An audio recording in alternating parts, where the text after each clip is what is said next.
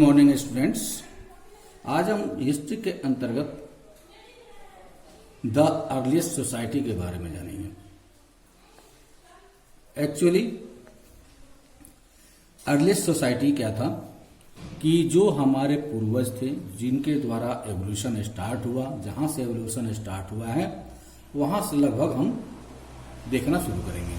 ठीक है, तो अर्लीस्ट सोसाइटीज यानी अर्लीस्ट मैन के बारे में न जान करके हम उसके सोसाइटीज के बारे में, उसके समाज के बारे में जानेंगे कि हमारे जो अर्लीस्ट पीपल थे, अर्लीस्ट मैन थे, वो कैसे रहते थे, क्या उनका समाज था, कैसे वो अपना काम करते थे और किस प्रकार से अपना जीवन यापन करते थे। ठीक है, तो यहाँ सबसे पहले हम देखते हैं एक कि कैसे जो क्रिएचर थे, जो कि एप लाइक क्रिएचर थे। पहले एक जो मॉडर्न मैन आज दिख रहा है वैसे पहले व्यक्ति कोई नहीं हुआ करता था, और जो एप लाइक क्रिएचर था वो अपने 4 पैरों पर चला करता था, यानी 2 हाथ 2 पैर दोनों चारों का वो सहारा लेकर के कहीं चल पाता था वो।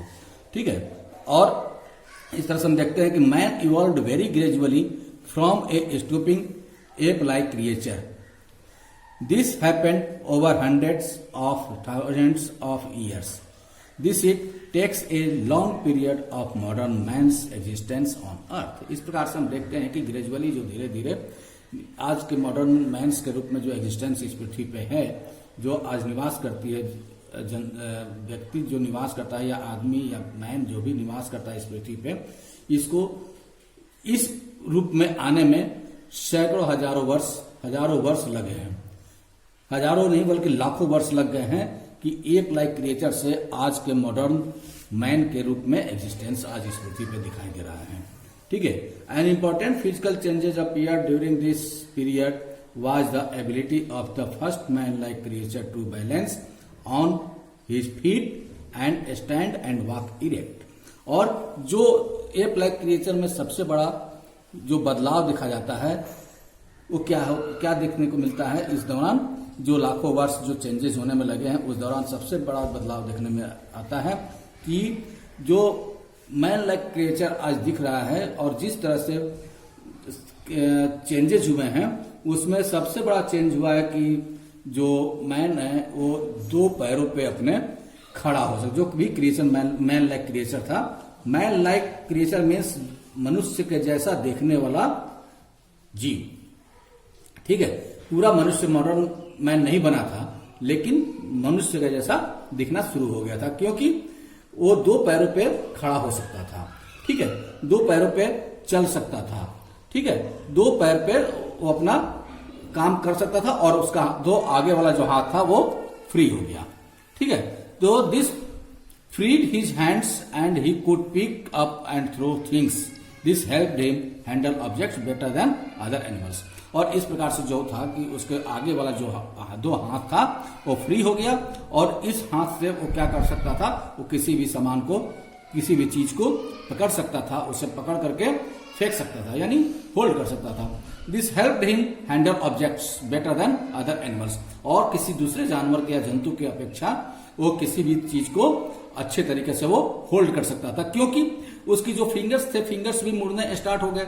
ऐसे मान लो कि ऐसे जमीन पे या अर्थ पे रहता है तो हाथ वो जम जाता है, मतलब कि मुड़ता नहीं है, लेकिन धीरे धीरे क्या हुआ, उसके फिंगर्स भी मुड़ने लगे तो किसी भी थिंग को या किसी भी चीज को उसको होल्ड करने में, पकड़ने में आसानी होने लगी।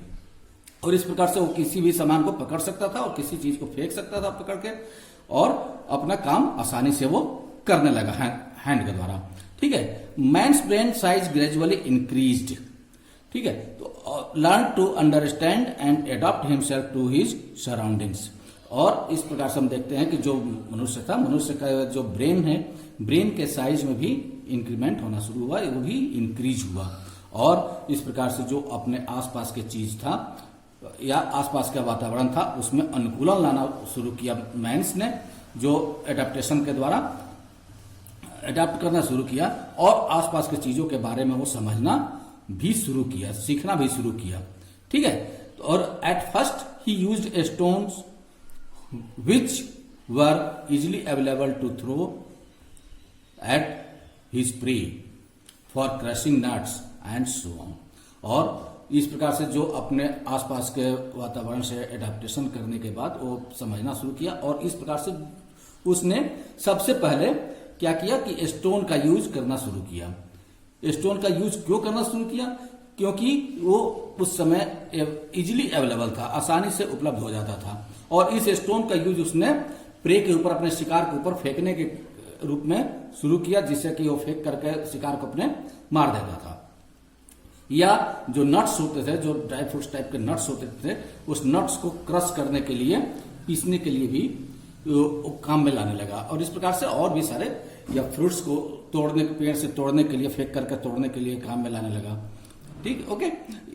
ही discovered that the sharp edges of broken stones were very useful for cutting and chopping wood and meat, and rounded stones were useful for crushing and grinding things.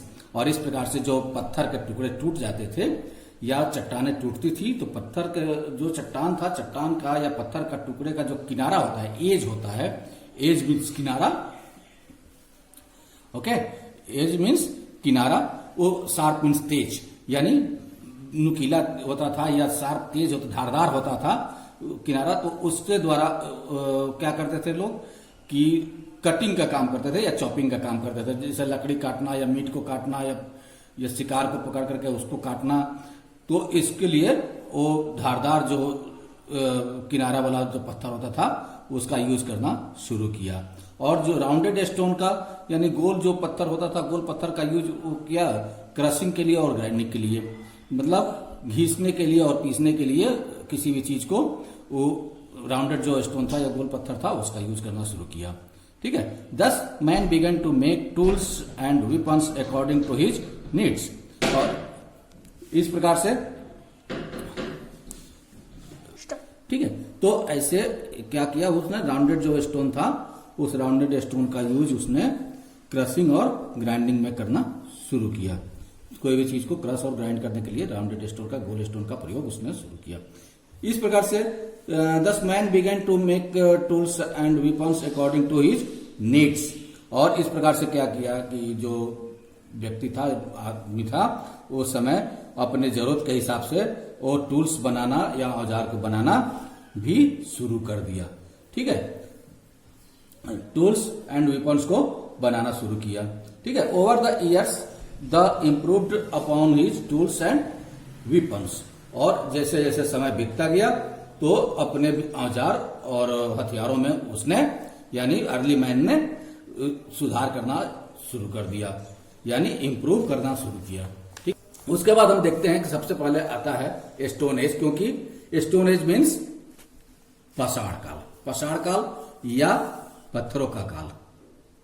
पाषाण मीन्स पत्थर, ठीक है, पाषाण काल।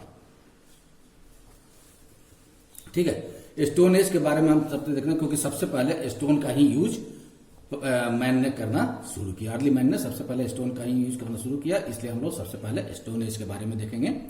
ठीक है, the stone as was the period during which stone was the most widely used material for making tools and weapons.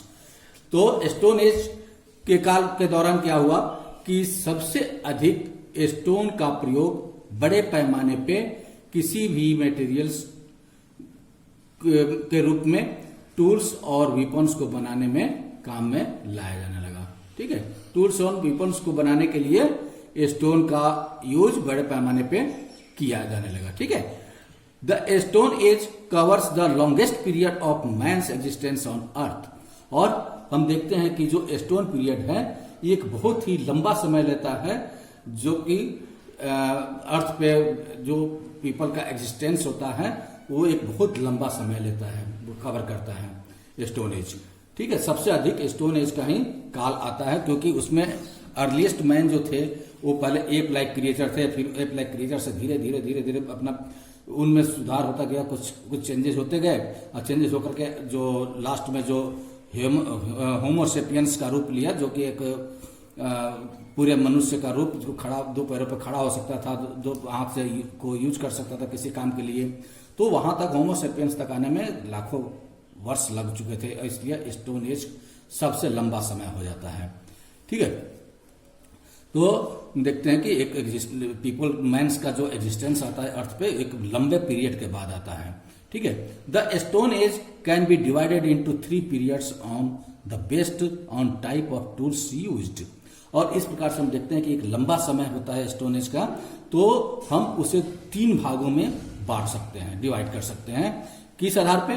कि जो टाइप्स ऑफ टूल्स यूज्ड के आधार पे, कि किस प्रकार के औजार का उपयोग किस काल में हुआ है, उस आधार पे हम लोग 3 भागों में स्टोन एज को बांट सकते हैं। ठीक है, और these are the palaeolithic age और old stone age. Palaeolithic, palaeo means old and lithos means stone. Lithos एक ग्रीक वर्ड है, या पैलियो एक ग्रीक वर्ड है, जो कि जिसका मतलब होता है पैलियो मीन्स ओल्ड और लिथोस मीन्स स्टोन। यानी पैलियोलिथिक मतलब ओल्ड स्टोन का पीरियड था ये। ठीक है, यानी द पैलियोलिथिक एज यानी पूरा पाषाण युग। ठीक है, या ओल्ड स्टोन एज।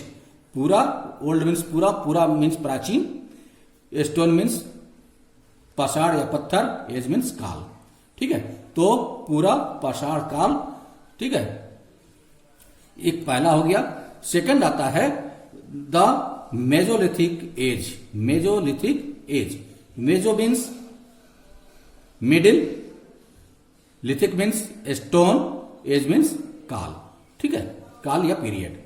ठीक है, तो मेजोलिथिक एज और मिडिल स्टोन एज यानी मध्य पाषाण काल।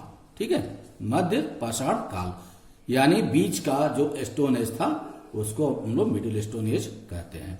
ठीक है, मेजो मीन्स होता है मिडिल। ठीक है, meso means middle, lithic means stone, age means period. ठीक है, तो मिडिल स्टोन एज यानी मध्य पाषाण काल। And third is the neolithic age. ठीक है, में और न्यू स्टोन एज। ठीक है, नियो मीन्स न्यू,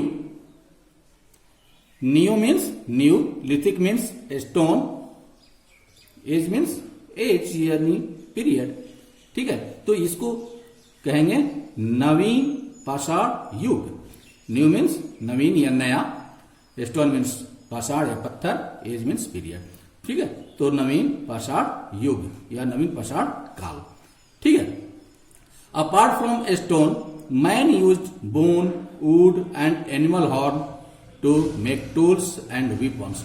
और स्टोन एज में तो स्टोन का यूज हो ही रहा था, लेकिन इसके अलावा भी जो मैन थे वो बोन का यानी हड्डियों का, वुड का यानी लकड़ी का, और एनिमल हॉर्न का जो जानवर थे जानवरों के सींग का ही प्रयोग औजार बना या हथियार बनाने में करते थे।